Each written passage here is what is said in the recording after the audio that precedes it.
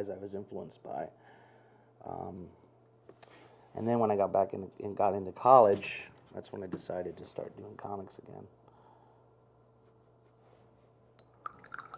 But the early Disney stuff, though, is a really huge influence. Felix the Cat, like black and whites, which are, you know, now that I'm older and I see these cartoons, some of them are really bad or racist or just badly drawn or executed. But when I was a little kid, I didn't know the difference, and they were just rerunning them on cable or whatever. What is it about those cartoons that really I don't know. caught you? I don't know what it was. You know, something about the design of Felix the Cat definitely had a lot to do with it. I mean, the simple design really resonates. I mean, there's a reason why that stuff was so popular in its day. I don't know. Something about that cartoony style. I mean, anything that was drawn in a very clean line, brushy style was always my favorite. I was immediately drawn to comics that were drawn in that style or animation that was drawn in that style.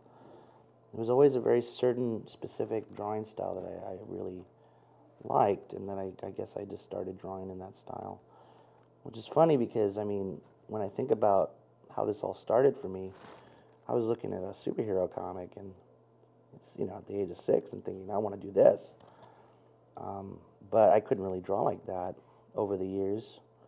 And I settled on the anthropomorph, you know, rubber gloves, characters.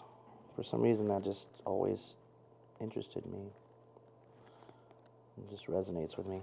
It's funny, too, because I'm sharing this stuff with my kid now. She's 3, and one of her favorite things to do when she comes over to stay with me is watch old black and white Felix the Cat cartoons.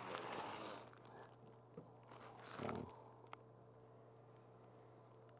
Now, I just started recently inking with a brush. Before the program, I was talking about the things I used to use for many years, which was, and these are great for people that might be, you know, like maybe you're in high school and you just want to start cartooning. This might be a good way to, if I had known about these tools when I was younger, I probably would have used them all these years, but I don't know if you can see that, but this is a permapick marker.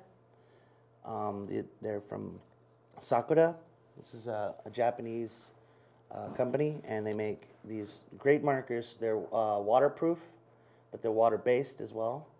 And they have a brush tip, and then they have a chisel tip. I use these for a lot of like filling in blacks and stuff. And this is great for like emulating this kind of brush line that I'm getting here with the brush.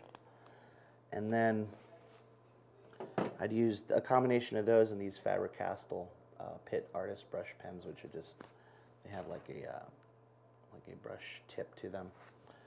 But one of the things I found was I'm spending so much money on these tools to emulate a brush line. Why not just bite the bullet and, you know, start using a brush and real ink? That's what happens when you live in a town full of cartoonists that are using real materials, traditional materials. And I'm finding that I'm much happier with the way the things come out. These drawings come out with these traditional materials instead of using the markers.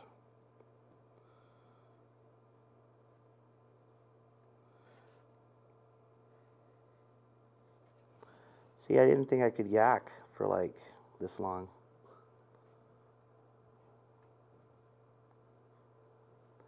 Plus, I tend to be listening to a lot of music while I'm doing this. I can't have complete silence because I go crazy.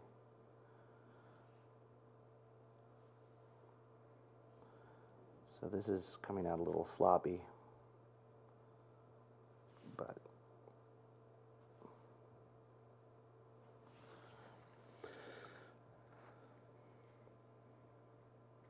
what do you usually listen to? Well, lately I've been listening to a lot of Pandora because I like music so much, and I like every form of music that I can get my hands on. I'm not against any one particular genre or style. So by Pandora, you mean the website? Right, yeah, exactly, the Pandora website, Pandora.com. It's a free internet radio, and what it does is you can create stations based on bands you like, and then Pandora will automatically pull songs for you to listen to, not just from that band's catalog, but also related styles or of music or related bands that sound the same or in the same style.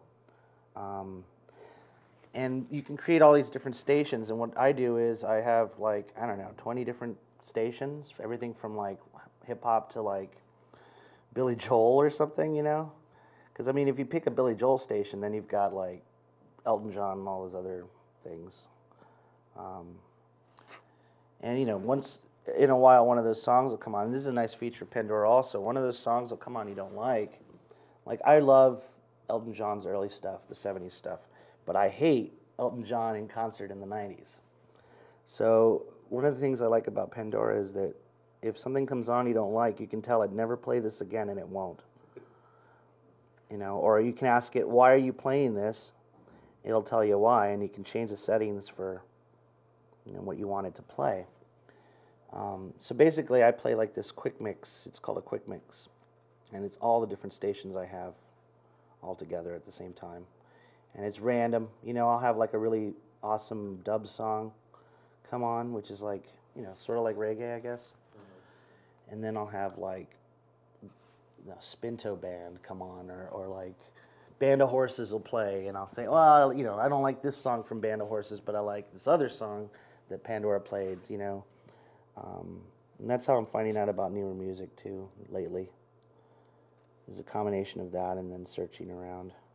But I love music, so I'm always looking for new music. It can be like the cheesiest country to like, you know, the most emo alternative. I don't really care. Although I don't listen to Britney Spears on my own or anything like that. On your own. On my own. If it's on, I won't complain, but, well, it depends on the song, but.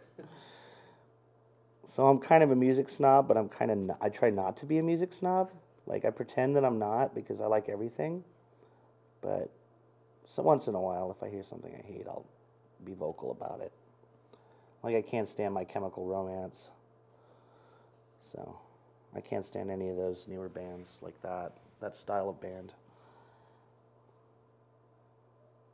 But maybe I haven't given them enough of a shot. Maybe they're really, really good, and I don't know any better.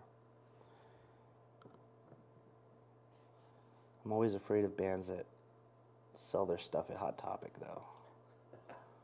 And I don't know if that's right or fair, because when Hot Topic first started out, and they were an internet-only company, I used to order stuff from them, like clothing, T-shirts or whatever. And before they started cropping up all over the place in malls. And I was like, yeah, this is great. You can get all this really cool clothing. I was really into those faux bowling shirts for a long time. And that's the only place you could get them, you know. But you could get one with like an embroidered tattoo gun on it. You know, 2 of them on each side. And it'd be a really nice, classy shirt. Well, maybe not classy, right? It's about as classy as a Hawaiian shirt, but for me, I thought it was pretty neat. So at the time, Class at a different school. Classy. Well, it was also during that whole swing resurgence, yeah. Right? And my whole adolescence was I grew up playing clarinet and band, and getting pretty good at it. I actually was on scholarship for art and music when I first started college, and I had to decide which one was my focus about halfway through school, because I couldn't handle all the clarinet practice and painting at the same time, because I was going for a painting degree. Against my mother's wishes. She said, get an education degree. People always need teachers. I said, no, I want to be one of those guys that's doing the art, not teaching people how to do art. But I do like teaching, so. Do you still play? You know, I haven't played in a while, but I played in a Dixieland band for, let's see, about 7 years.